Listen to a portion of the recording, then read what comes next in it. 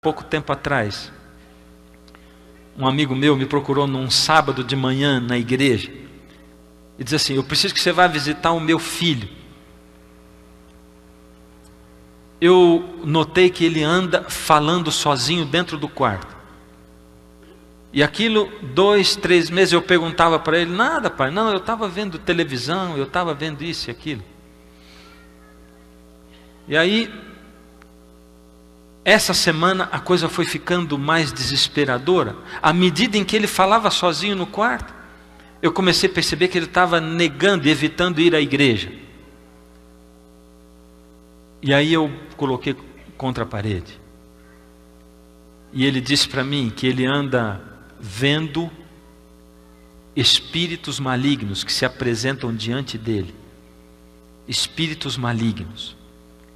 Quando ele entra dentro da igreja, esses espíritos malignos são mais fortes ainda e o atormentam mais ainda. Então por isso ele não quer ir à igreja, porque quando ele entra na igreja, eles estão ali. Eu perguntei para ele: o que ele anda assistindo na televisão? E ele falou um monte de nomes aí, entre eles ele falou Naruto. Naruto. O que teu filho está assistindo na televisão? O que você está assistindo junto com seu filho na sala da tua casa? O que você anda vendo? Em que sites você está andando? Eles estão andando. Eu disse para ele: bom, eu te visito 3 horas da tarde hoje. Fui para casa e digitei na internet Naruto. E isso aí me levou para um site oficial Naruto. Naruto é um desenho que eu nunca tinha visto. Também nunca assisti nenhum episódio desse desenho. Mas lá no site dava uma descrição de quem é o Naruto. E dizia assim, estava escrito assim, site oficial. Ele dizia: Naruto é um adolescente. Ele quer provar para a aldeia dele que ele é um ninja de verdade. Então, ele, há um tempo atrás, uma raposa demoníaca de 9 caudas, chamada Kyuubi, ela veio para derrotar a aldeia do Naruto, mas o mestre, não sei das quantas lá, selou essa raposa demoníaca dentro do Naruto. Olha o termo, selou. A palavra de Deus diz que nós somos selados pelo Espírito Santo de Deus. A linguagem ali que eles usam é: selou uma raposa demoníaca de 9 caudas dentro do Naruto. Como o Naruto não pode se livrar dela, porque ela está selada dentro dele, o Naruto conversa com essa raposa demoníaca e negociou com ela, e disse assim: já que eu não posso me livrar de você, você vai pagar aluguel para morar dentro de mim. E o aluguel é o seguinte: você me dá o seu poder, e você vai poder morar dentro de mim, já que você está morando aí. Então quando o Naruto começa a lutar, e a força dele não é suficiente, essa raposa demoníaca, ela tira uma cauda, que funciona como um terceiro braço, que funciona e que luta independente da vontade do Naruto, é o que diz o site. E quando esse terceiro braço também não está dando conta, mais um, no segundo braço que ela tira para fora e começa a lutar, diz o site, o olhar do Naruto começa a mudar. A partir do 4º braço, ele começa a se transformar numa raposa demoníaca de 9 caudas, numa Kyuubi, como diz aquilo ali. Isso é uma cena de possessão demoníaca. Eu li isso para o garoto. Eu cheguei na casa do meu amigo e disse assim, falei com o rapaz, disse: você já leu o que diz a descrição do site oficial sobre o Naruto? Ele disse: não. Achei o máximo, mas ele disse: não. Então eu vou ler para você. E comecei a ler tudo isso que eu falei para vocês. Eu disse para o menino: só tem um jeito de você se livrar desses espíritos demoníacos que você anda vendo.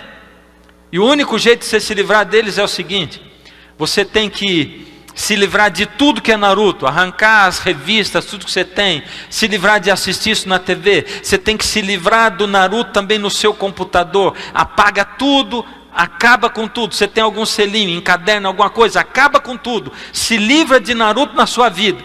Esse é o único jeito. Se você quiser, eu estou disponível 24 horas. Você me chama, eu venho aqui, ajudo você a queimar o que você tiver de revista, de livro, de adesivo. Eu ajudo você, nós vamos orar, os seus pais vão fazer uma dedicação sua de novo. Nós vamos fazer uma cerimônia de entrega sua para Deus de novo. E você vai cortar relacionamento com Naruto.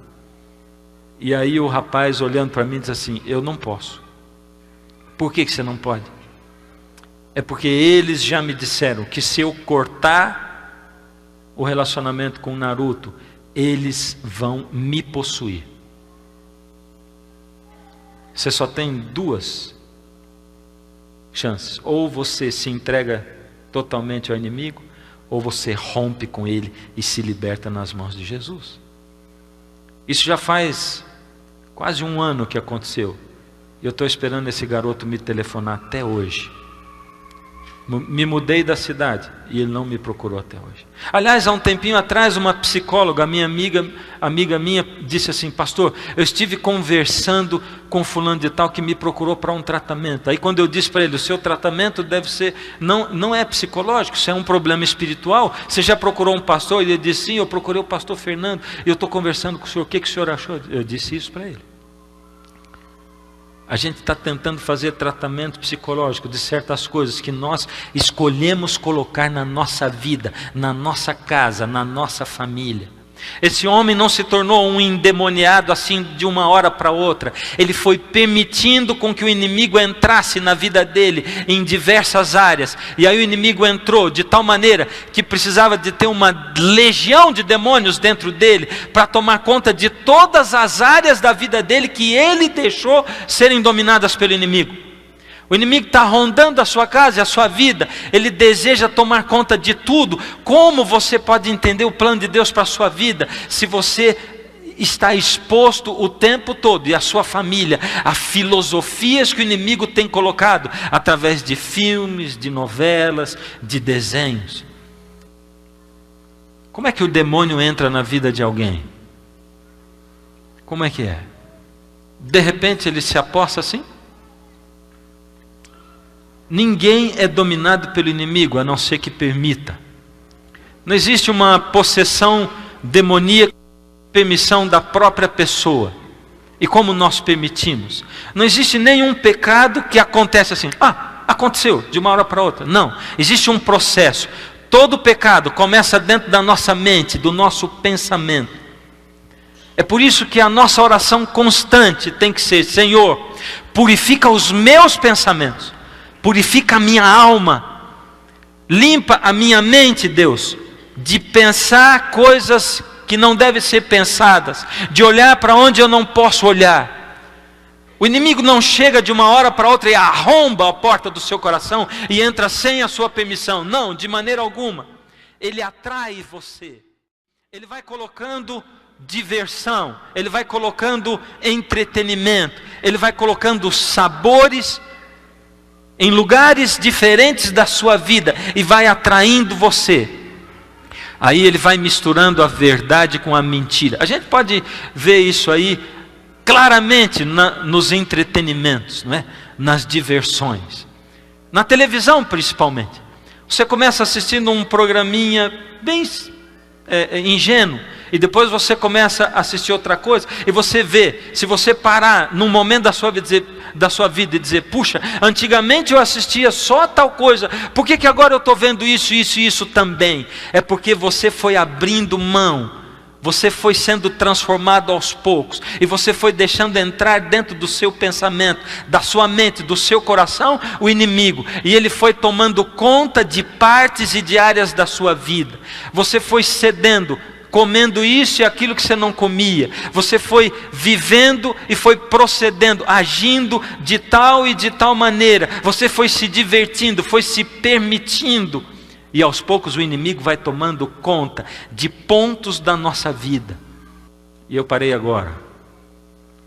Porque, queridos, eu tenho visto que na maioria das vezes, um cristão se torna cristão, vem para dentro de uma igreja, E os grupos que mais pressionam as pessoas para não estreitar o relacionamento com Jesus e não honrar Jesus como eles precisam, são os grupos que estão dentro da igreja.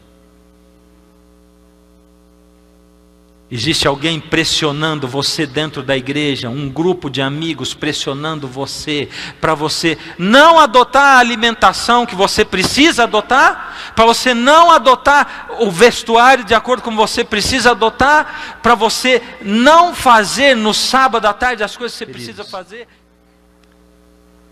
Não se engane, o inimigo vai andar sempre ao seu redor, buscando você. Ele vai sempre procurar um ponto na sua vida, quer seja por pressão de sociedade, de amigos, sejam amigos fora da igreja ou dentro da igreja.